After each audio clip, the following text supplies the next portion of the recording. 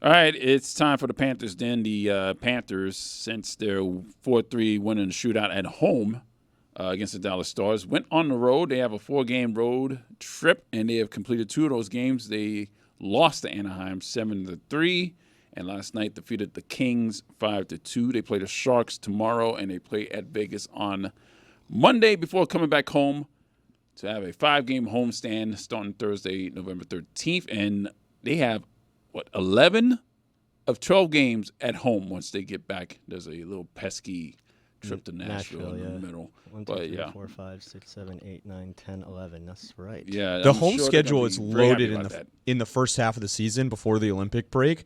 If you look at the home schedule after the Olympic break, the Panthers don't have a Saturday home game after January 31st, I'm pretty sure, which is crazy to me. Their schedule is really light at home in the back half of the season, so it's good to load up on home points, and their road form has been tough. I mean, they got the win last night against the Kings, but that got them to 2-5 on the road so far. Not 2-5-1. 2-5-1, yeah. On the last home Saturday game is January 31st. That's really weird. That's what I'm saying. That's really weird. You know what that means? More time with the family. No more Saturday night games. But they went into this Kings game coming off of a very poor effort. Yeah, I was going to say, let's talk about the Ducks first. In the third period against the Ducks, a very poor effort. They hung with them for the first 2 periods, and then the wheels just fell off. I mean, but it didn't feel like a Panther game, though. It didn't. It was too much of a rush back and forth. That's not the game they want to play. No. Cutter Gauthier had a hat trick and an assist. He had a 4-point night. But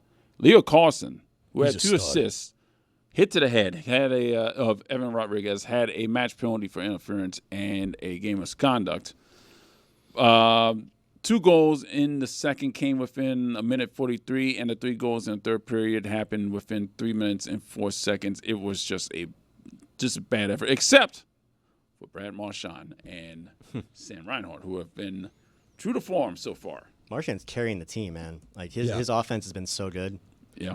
They needed a finisher, and he has been the finisher so far because Carter Verhaeghe's struggling to hit the back of the net. Reinhart's finally getting going after a bit of a slow start. I think he had 2 in his first 8. He's got, 6 straight games with a goal or something like that, maybe 5 straight games with a goal. But Marchand has been the guy from the beginning, that has just been finishing all of his chances. He had another snipe last night on a breakaway. He's just been awesome. And at 37 years old, I don't think any of us expected. Coming into the year, right, we thought, well, it would be Barkov and Tkachuk, and they don't have either of them. But he has been the guy that has stepped up in that gap, and he's been phenomenal so far. Just thinking in terms of 37-year-old duos in the NHL, the Panthers have Brad Marchand and Sergei Bobrovsky, arguably 2 Hall of Famers. Is there a better senior duo in the league anywhere on the same team? No. It'd be hard to imagine. Crosby. And don't shut the hell up. And to answer your question, Rhino has got goals in 5 of 6, and Marchand has points in 6 straight, and he's got 6 goals during his run. Sam Reinhart's a Cy Young candidate right now. He's 7-1 so far. He's got 7 goals to his 1 assist. He is the Cy Young candidate early in the year, but he's been awesome. His defensive work is always going to be so strong. Now he's finally getting it going with the the offense. And last night, guys, where the Panthers took the Kings in the third period. Thank God. Finally, it hadn't happened. Their record is now 3-0-0 when leading in the third period, but it feels like they haven't gone to shutdown city at all this year. No. But last night was prime shutdown city. Not only did they get the 2 goals, but it just felt like the Kings never threatened in that third period. They had maybe 1 or 2 chances, and Bob was phenomenal last night. The power plays had me concerned. They couldn't stay out of the penalty box a little bit, but then Anton Lundell shut us all up with that shorthanded goal to give them the 2-goal lead in the third period. But that's probably, as they continue on this trip, the thing that they got to clean up is the penalties. Yeah, the penalty kill is in the latter third right now in the NHL. It hasn't been good. Lately, they allowed a power play goal last night to the Kings, but they did get a shorthanded goal from Anton Lundell. Yeah, and the 2 big kills late, so ride that momentum. Here's one concern I have as well as watching last night. The Panthers have 1 goal from a defenseman so far this year, and I think it has a lot to do with Barkov missing because they're not trying to pinch in as much because they have to do a little more defensive cover because they don't have Barkey back to help them. And look what happened. That Mikey Anderson pass that split Gustav Forsling and Aaron Ekblad and led to the Corey Perry breakaway, that's not a pass that happens against the Florida Panthers very often. That was all the way up the ice from the I think from the goal line to the far blue line. That was amazing. Yeah, it was from the face-off circle to near the blue line. Corey Perry caught that stretch pass. It just, what are we doing? That guy hates the Florida Panthers. Did you see him fighting at the end of the game? Like, he was going at it with Mikola during the game. Then he fought Greer at the end of the game. Yeah. That guy, he hates the Florida Panthers like so much. And they hate him. And they hate him. I don't think they care. I think just like with anybody else, they just laugh. It's like, oh, you're mad? Okay. Yeah.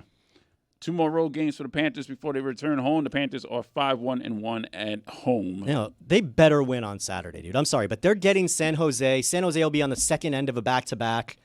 Florida will be rested. Florida will be hungry. Kind of better than what we thought.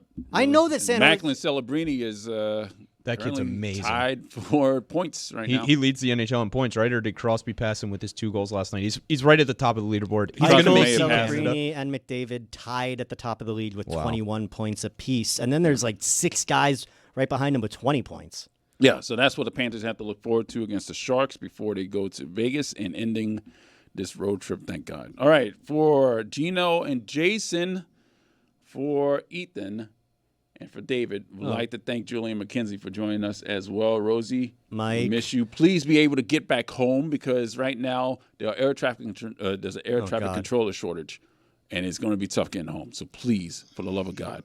Yeah, they told me, so maybe I will not get home. Yeah, just drive. North Carolina's not that far away. Yeah, just drive. Rent a car and drive home. Just get back. If you have to. If you have to. My name is Roy Bellamy. This has been The Hockey Show. We will see you next week, everybody. Thank you for joining us.